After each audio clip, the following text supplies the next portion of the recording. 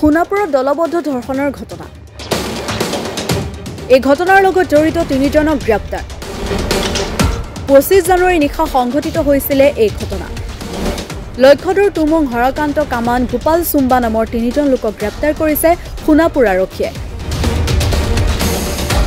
উত্তৰ গুৱাহাটীৰ এগৰাকী যুৱতীৰ লগত সংঘটিত হৈছিল এই ঘটনা। 25 জানুৱাৰী নিশা সোণাপুৰলৈ লগৰ বান্ধৱীৰ লগত ফুৰিব আহিছিল যুৱতীগৰাকীয়ে। সেইদিনা ধৰ্ষণৰ বলি হৈছিল যুৱতীগৰাকী। পাছত ভুক্তভোগী যুৱতীগৰাকীয়ে চাংখাৰী থানাত ঘটনা সন্দৰ্ভত দাখিল কৰিছিল অভিযোগ। ইতিমধ্যে আৰক্ষীয়ে সেই অভিযোগৰ ভিত্তিত সোণাপুৰৰ পৰা 3জন অভিযুক্তক গ্ৰেপ্তাৰ কৰিছে। ঘটনাৰ সন্দৰ্ভত সোণাপুৰ থানাৰ ৰুজু কৰা 18/25 BNS 123/1272/701 নম্বৰৰ গোচৰৰ ভিত্তিত আৰক্ষীয়ে আৰম্ভ কৰিছে তদন্ত।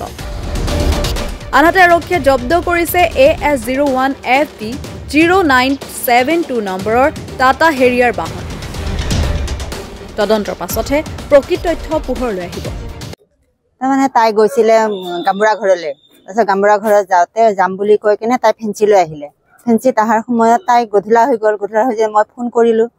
ফোন কৰোঁতে তাইক তাৰমানে অকণমান মই ধমকি দিলোঁ আন্ধাৰ হোৱাৰ কাৰণে। মই ইমান ছোৱালী মানুহ এজনী ইমান দেৰিলৈ ক'ত থাক, তাহাঁতি সোনকালে ঘৰ ল'ব লাগে, এনেকৈ কওঁতে ধমকি দিওঁতে তাই ভয় খাই কেনে ছোৱালীজনীলৈ ফোন কৰিলে।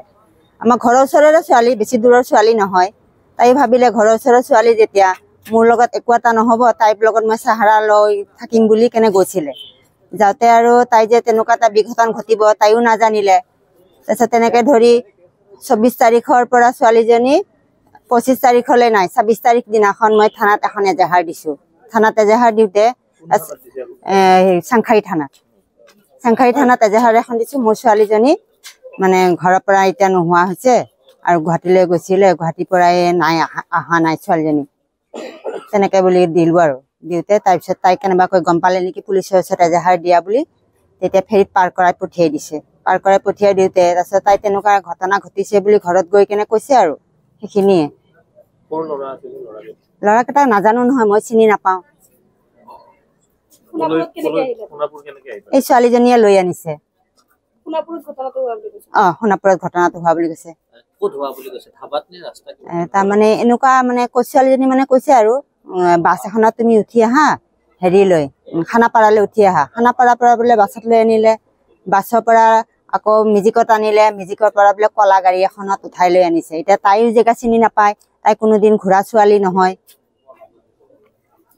মই কি বিচাৰিছো, মই ন্যায় বিচাৰিছো। ছোৱালীজনীটো ন্যায় দিবই লাগিব। এতিয়া ছোৱালীজনী বদনাম হৈ গৈছে, ছোৱালীজনীটো লাইফটো বৰবাদ হৈ গ'ল।